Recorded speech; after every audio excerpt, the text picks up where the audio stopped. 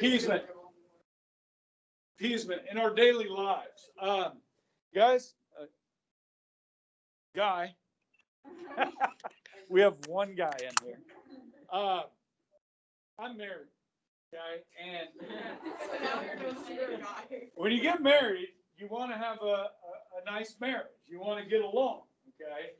And so sometimes guys will find themselves appeasing their wives, okay? Now, if I know I have a disagreement with my wife on something, and I know I'm right. I know I'm right. But if I prove I'm right, she's going to get mad. And she's going to stay mad for who knows how long. So I could just avoid that and just let her be right. And I'll appease her, right? Do I do that? Yes, I do. I am guilty, okay? Now, you can't do too much of that because it's not healthy for a relationship, okay? You got to pick your battles, okay? And this just for future reference, okay? Ladies, those of you that have boyfriends, you know what I'm talking about. They don't want, I don't know. Some guys will stand up to girls. My son is one, okay? I was always afraid of my mother. For some reason, my son is not. So, you guys afraid of mom? No. I'm afraid of dad. You're afraid of dad? Yeah, I'm afraid of dad. Petrified. If mom's not happy, nobody's happy. Oh, that's true. I mean, everybody's walking around on eggshells, you know? I mean, it's scary. No, nobody wants that. Okay, so that's appeasement. But then she gets more power. The bully, okay? So this is one of the lessons, important lessons between the wars, is appeasement and a failure of appeasement. And so I'll point it out, or you can point it out as we get to it, okay? You'll see it, all right? All right, so moving on to the next slide here. That was the Jesse Owens video, okay? I don't know if any of you guys remember the Stimson doctrine from last section. That was Henry Stimson was the Secretary of State for Hoover. And Stimson wanted to repair our relationship with Latin America. Remember how we've been sending the Marines in? Anytime there was a problem, we'd send in the Marines. We were kind of this big bully to the north. And so the Stimson doctrine said, we won't get involved in your business unless American lives are at stake, okay? Roosevelt's going to double down on this with what's called the good neighbor policy. This is pretty famous, more famous than the Stimson doctrine, okay? Because it's got a better name, all right? But anyhow, the good neighbor policy, President Roosevelt's actually the first president of the United States to get in an airplane and fly to another country to visit with another head of state. And that first country he will visit is Mexico, okay? And this is a very politically incorrect cartoon, okay? You got Roosevelt here and the president of Mexico and the first lady dressed in traditional Mexican fare, okay? I don't even know if that's traditional Mexican fare. It's very, I don't know, culturally inappropriate cartoon here, okay? They probably wouldn't publish this today, okay? Because that's the world we live in. All right, so just checking in here. Now, this is smart, okay? And I think I probably talked about this when I talked about Stimson, but hey, let's talk about it again. Okay? So, as we approach the war, if everybody in our hemisphere is our friend, our good neighbor, okay, then the only thing the United States has to worry about is an invasion from across an ocean. So, geopolitically, this is a smart thing to do, is make sure everybody in your hemisphere is your friend, okay? How are we doing today? I mean, is everybody our friend here? Or do we have any potential enemies in our hemisphere? We do get along with Mexico. Okay, we really do. Okay. We get along with Canada. I saw a funny GIF on Facebook. Canada must think they're like renting a room above a meth lab right now.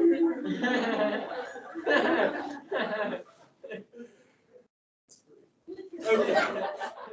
Okay, anybody in here, who would you say would, like, we may not be good friends with? Did you say? Venezuela, okay, that's one, there's one more.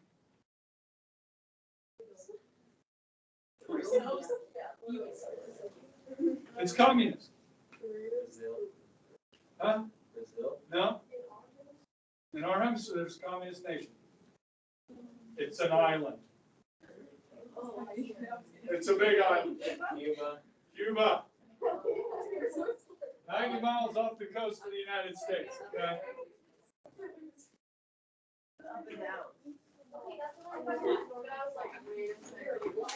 Okay. Venezuela, yeah, they turned to socialism under Chavez, and now Maduro is the leader of Venezuela. You guys want to look at an epic failure of government. Just look at the last 20 years of Venezuela. When my wife and I moved here in '95, she went to work for Coke. And Coke Industries used to have some business interests in Venezuela. And she actually traveled to Caracas her first year with Coke. But within about 2 years, they nationalized the oil industry in Venezuela, and Coke had to pull out. It wasn't safe to go there. And now, I mean, the average Venezuelan, lost 18 pounds last year? Not because they're on a diet, because there's not enough food. Okay? It was one of the wealthiest countries in our hemisphere 25 years ago. Now it is a blank hole. To quote the President of the United States. Okay. Checking in on our relationship with Japan. Okay, now we know what the Japanese are up to in China. Things are not going very well. The League of Nations condemned Japan for their invasion.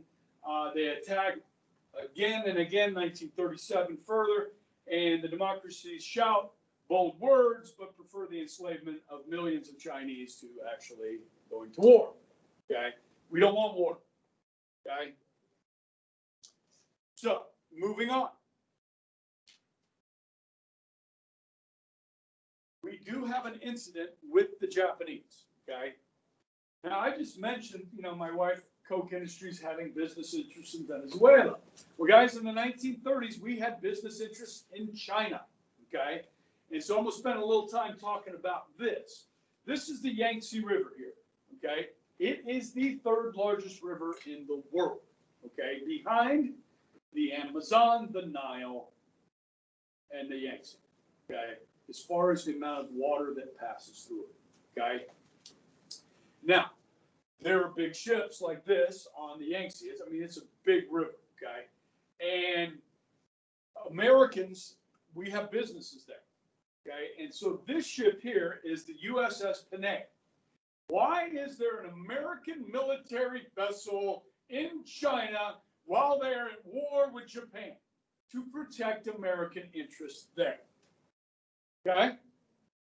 And on one fateful day, on December 12, 1937, this ship came under attack from both the shoreline and from the air by the Japanese.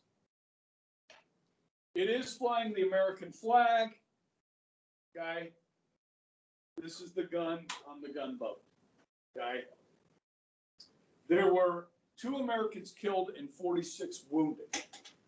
Eventually, the Panay will sink.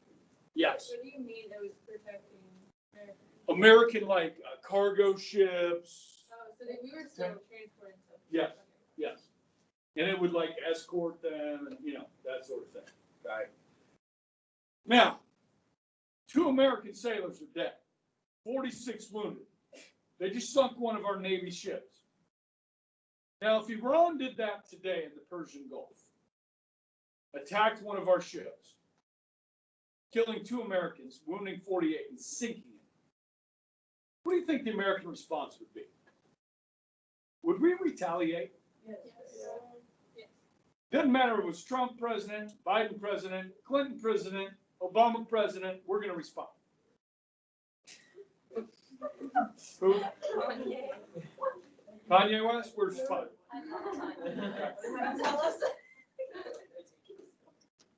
Biden, focus. Focus. He's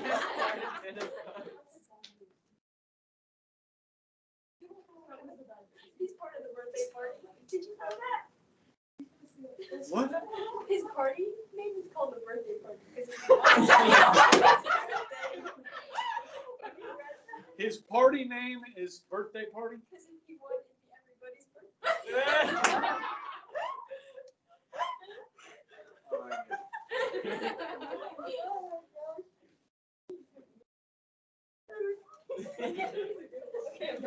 Strike that from the record. All right. But our response here is kind of interesting, okay? Especially back home. People weren't like, hey, what the heck? Why are these Japanese killing our Americans? That wasn't the response at home. The response at home was, why are we in China? We're going to get ourselves dragged into a war with the Japanese if we stay in China. We need to get the hell out of there. That was the reaction. Okay? So what do? We get the hell out of there. Okay? Which our lack of response to this incident and accepting this apology, whether it was sincere or not, which is doubtful, okay, could be construed as a form of what? Oh, yeah. Okay. If you're looking for examples to write about, for instance.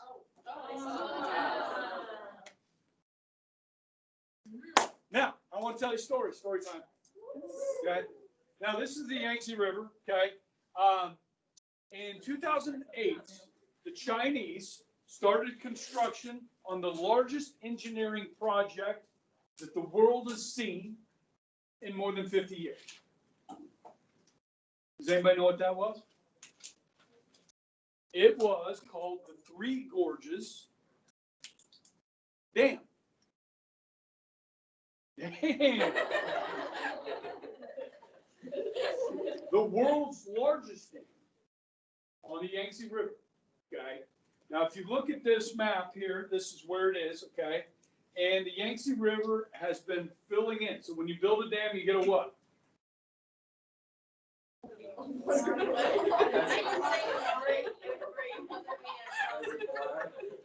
Somebody said waterfall.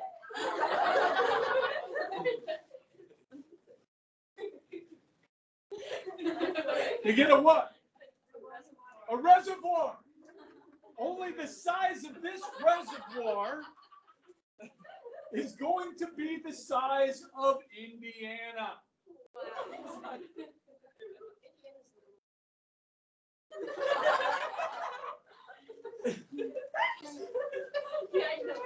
Stop.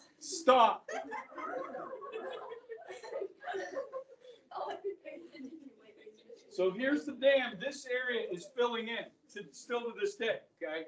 Even though the dam's been completed, it's still filling, okay, because it's massive. Now, guys, some people think is an environmental nightmare, okay? By filling in an area so large, they are filling in towns, cities, over 1,000 factories. All of this will be submerged. Historic sites, some dating back 10,000 BC, will all be submerged.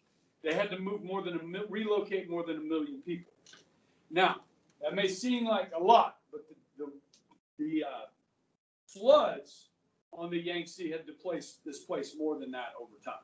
Okay, because you get a river this size and it floods, you got big problems. Okay, just ask people that live along the Mississippi. Okay, so here's the thing. It has 27 hydroelectric turbines. 27. Each one produces enough energy equal to a medium-sized nuclear power plant. So this is going to be good for China. Clean energy, right? This is good for China, okay? There are some other problems with this, though.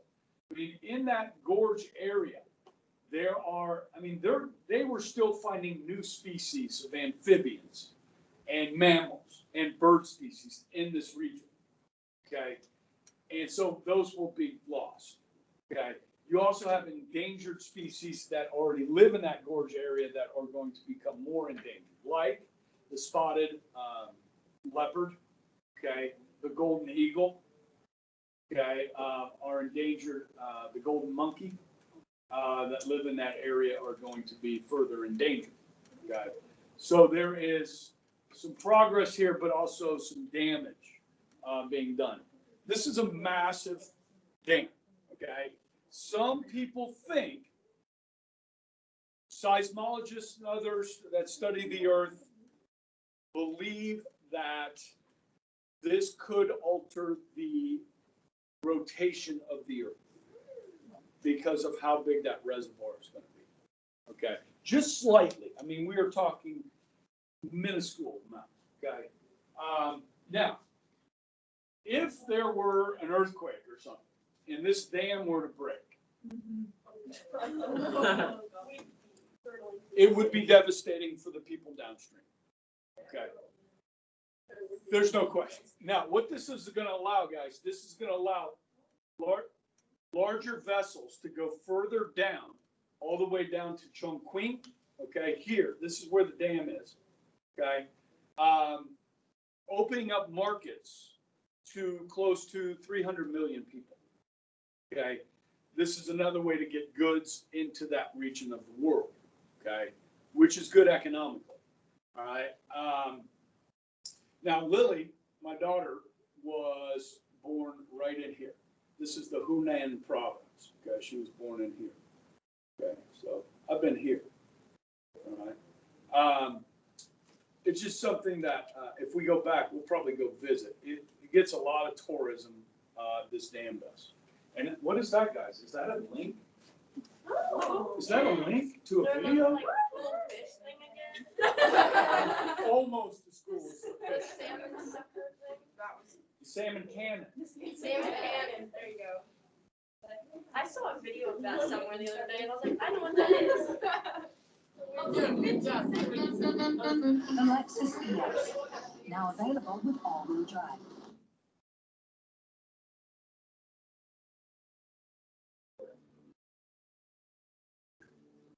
The Three Gorges Dam is the world's largest hydroelectricity project, the world's largest hydropower station, and a massive water control project that has made a huge difference to navigation in the region.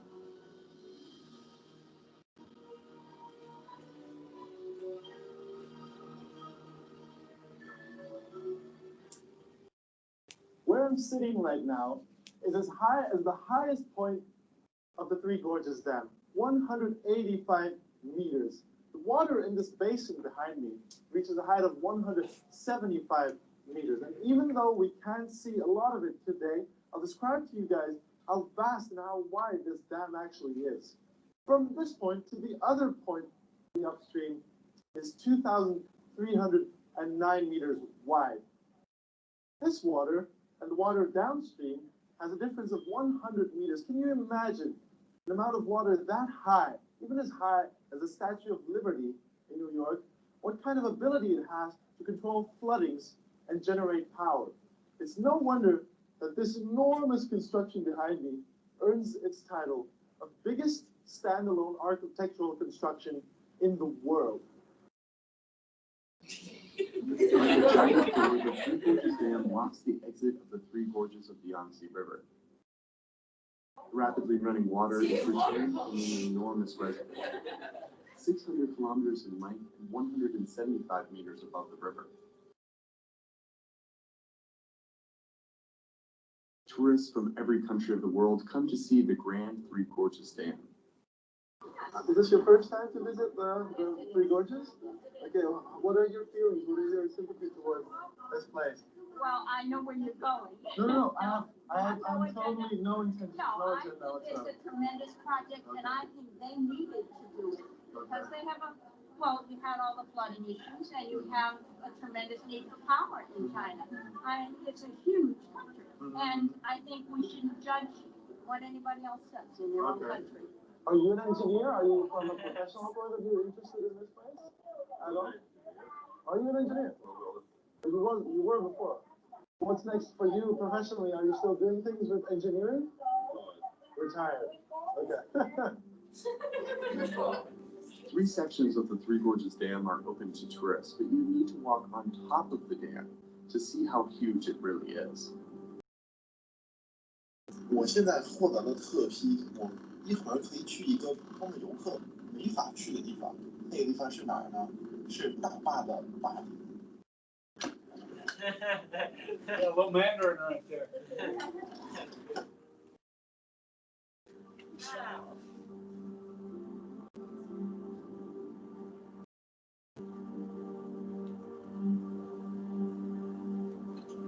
The Three Gorges Dam is obviously not only used to generate electricity, it's also used to control the river and to control it from flooding.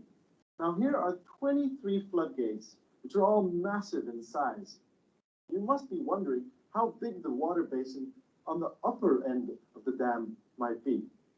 It houses an amount of 20 million cubic meters, which is obviously an incredible amount. It's hard to imagine.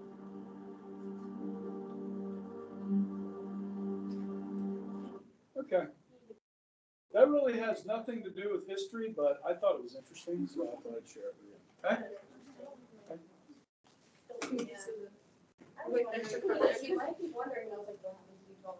Yeah, that guy was interesting. Okay. All right, let's keep rolling. Okay. Neutrality. Okay, this is a big theme here. Okay, neutrality. We are not going to take sides yet. Okay, and by being neutral, we are less likely to be involved in a war. Yes. So, guys, our neutrality is going to evolve over the decade, okay? So at the beginning, our neutrality is very strict, okay? Now, when I talk about some of this stuff, you have to realize that President Roosevelt is a politician. And like all politicians, they got to get reelected, okay, if they want to keep their job. And so sometimes when FDR says something, it might make you scratch your head, but you really need to understand where the American people are at this point to get a good grasp of why he's saying what he says, okay? Now, he's warning that the whole world's going to be engulfed in war if this aggression continues. Is he right? Yeah. Yes, we know that. We know what is to come, okay? Now, he calls for a quarantine of aggression nations. Now, prior to the pandemic, you might not know what meant by quarantine, but now you do, don't you? Okay, but to quarantine these aggression nations would be to cut them off from the rest of the world, right? But if you cut these nations off from the rest of the world, and we do it, it's us that's doing it, well, then we're going to have a problem with those countries, aren't we? If we try and cut them off from the rest of the world, right? Which could lead it to a conflict. So are we actually going to do this? No. Okay? He's saying this, but we're not actually going to do it. And the American people do not want anything that is going to put us in a position of conflict. So our choice, again, is going to be not just appeasement, but isolation. And we've talked about isolationism before, yes? Wasn't there a question on the test about that? The Kellogg-Briand Pact? Kellogg-Briand Pact? Oh, that's when we didn't want to go to war. We signed an agreement with 60 nations never to not use war as an instrument of our policies. It was kind of naive to think that it would work, right? And it gave us a false sense of security and led to further American isolationism? Yes, okay, that's where we are. Okay, the American people want to stay isolated. All right, and Roosevelt knows that. Now, we are one of the most powerful countries in the world at this point. So our isolation against these aggressors, I mean, how many countries can actually stand up to some of these aggressors or capable of? Very few are, and we happen to be one of them. Okay, and so by us sitting on the sidelines, that sends a message to the aggressors. Okay, so Americans have not forgotten the slaughter of World War I, and we don't want war. Okay, so we are going to double down on this isolationism.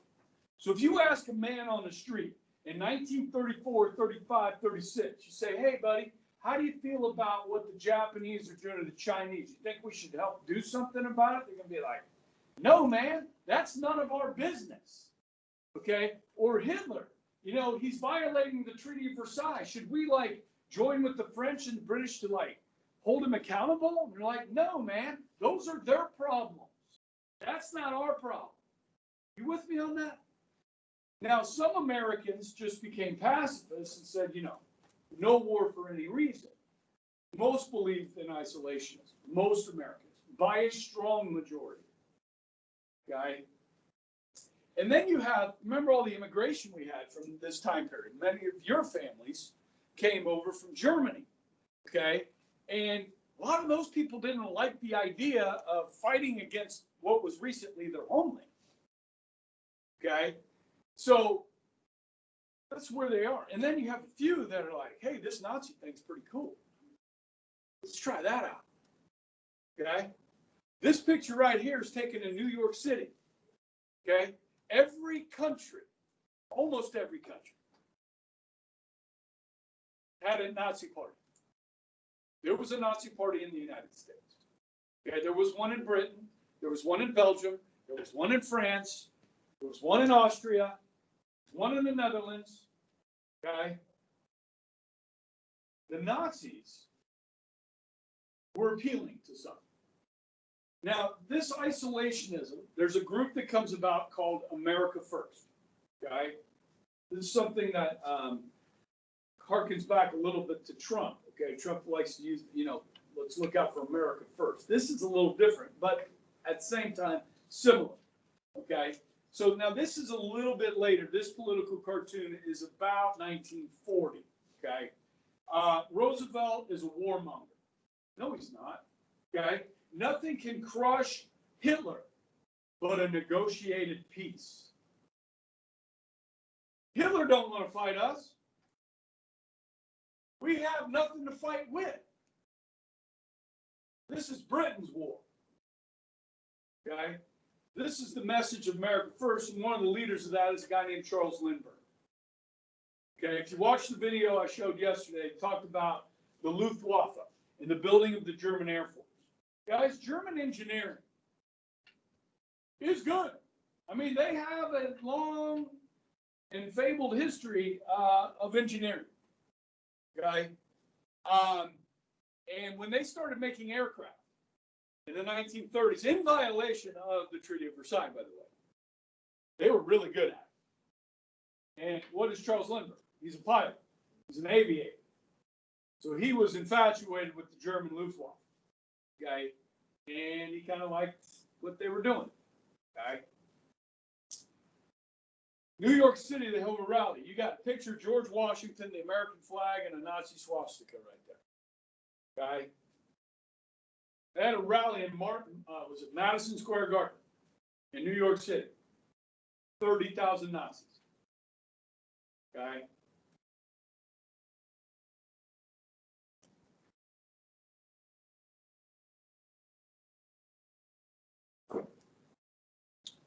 All right. We got other stuff going on over there, way over there in the Pacific. Okay? All right. At the beginning of this class, I went through all the wars, right? And I talked about the Spanish-American War, 1898, 1899, in case you were wondering. Say that again. I have it out in front of me. 1898 to 1899, Spanish-American War, okay? And the Philippines became an American territory, much like Puerto Rico, okay? With me? Everybody with me? Now, as the Japanese, they already controlled Korea. As they go into Manchuria and then further into China, you start to look around and you're like, okay, if the Japanese continue these expansionist military occupations, what other targets might be likely? And as you look down the road, you got to look at the Philippines.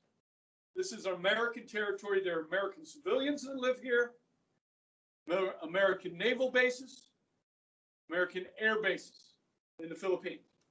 Tens of thousands of Americans in the Philippines. What would happen if the Japanese attacked the Philippines? We would have to go to war. Okay?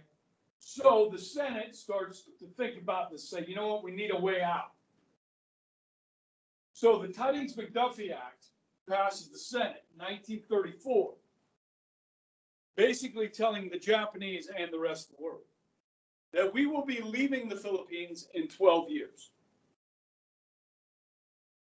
That we were going to give them their independence in 1946. Was the U.S. asking Japan to wait by announcing this to the world? Could this be construed as a form of, you guys catch on fast. Now, guys, guess what? We are going to give the Philippines their independence on July 4th, ironically, 1946. Okay? And I know some Filipino people. So do you. They don't celebrate July 4th as their Independence Day. They celebrate the day we gave them their independence from Spain. Okay? But then we gave them their independence again. Okay? Now, our relations with the Philippines generally is fairly good. Now, I don't know how much you pay attention to Filipino politics, okay? But they have a leader over there. His name is Duerte, okay? And this guy is a piece of work, all right? He's Trump on steroids. He's, this guy is, well, he's nuts, okay? Look, they're putting people to death for selling drugs, okay? Yeah, very strict dude, okay? And not afraid to offend anyone. Okay? Just simply Duerte, all right?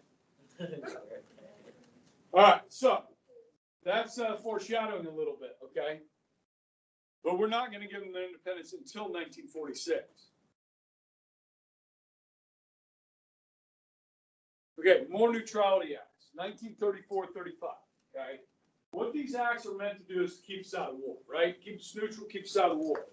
So they're going to prevent the United States from sending any arms to nations at war. Whether they're our friends or they're our enemies, we can't send them weapons. You can't send them weapons, you can't send them ammunition, no arms, okay?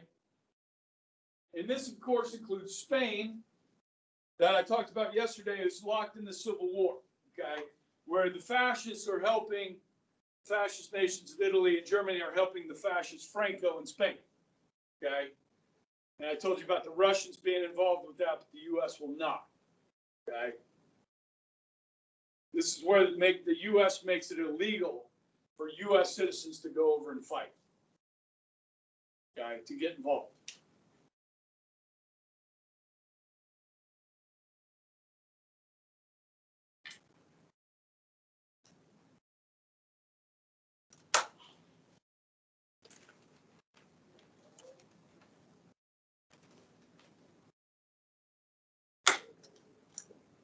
Good?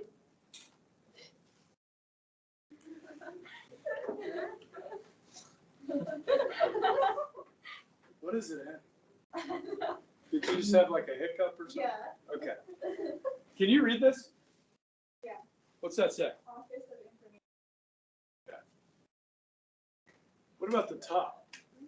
Is that like committee? National Committee, basically. Okay. But I don't know what that letters mean. Yeah, they're just acronyms for the parties, I imagine. Okay, so I said at the beginning, our neutrality acts evolve over the decade, okay? So we did 34, 35, now we're in 37. Okay, by 37, we've had the Ethiopian invasion, we've had Hitler rearming the Rhineland, okay? threatening Czechoslovakia, all right, which we haven't talked about yet, but we will tomorrow. All right, not tomorrow, Monday. Okay, so now get this. We're trying to loosen up our, really who we want to help is the British. Okay, the British are our best friends. And so we're trying to help the British, all right? But we don't want to choose sides because we don't want to get involved. Okay, so our policy changes. These countries can buy weapons from us if they bring their ships to our shores, pay cash, and then carry it away themselves. Now, with that, there's a catch. We can't sell them any munitions. We'll sell you guns, but no bullets. We'll sell you cannon or howitzers, but no shells. We'll sell you aircraft, no bombs or bullets. Okay? Tanks, sure. Want to buy some tanks? We'll sell you some tanks. Even though our tanks this time are not very good, you can buy them, but no shells for the tanks. Okay? See, guys, guns don't kill people. Planes don't kill people. Bullets and bombs kill people. So this would keep us out. This would keep us neutral. Okay? Right? This isolationists say this will keep us out of war. Okay? It's not American bullets. Now, this is crazy. All right, think about this. All right, this is how isolated. If nothing tells you how isolationist the American people are, they start pushing for a constitutional amendment. Our government students know all about those, right? And so a constitutional amendment that would require a popular vote in order to declare war. Now, only who can declare war under our Constitution?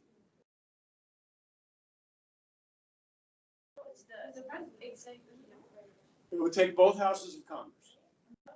Only Congress can declare war, okay? Now, the president's commander-in-chief, okay, and he can use the military, but declaration of war only comes from Congress, okay? So, in order for us to declare war, we would have to have a popular vote. Now, if we're going to send our sons, our daughters, our fathers, our brothers off to war, shouldn't it be the American people that decide?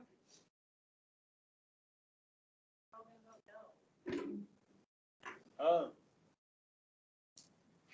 Is there any other reasons? Well, that keeps us out of wars.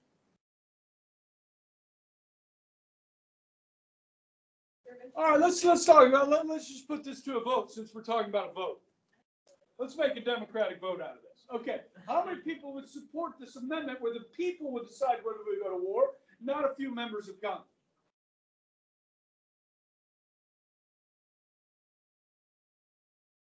Okay, how many people would oppose this amendment? Did everybody vote? Okay. Listen. I just asked you if we had any enemies in the hemisphere. And we got one person that said Cuba. We've been enemies with Cuba since the freaking Cold War, guys, for like 60 years. What do you guys know about foreign policy? Why would I let you make that decision about whether we go to war or not? You have no clue what's going on. That's why we elect representatives to make these decisions for us. Yes? This is a crazy idea, and you know it. But listen. Let me push the button one time. I'll put it back up there, but let me finish the point. 75% of Americans supported this amendment. Whoa. Yeah, we only had 2 in here. Peace. See you next week.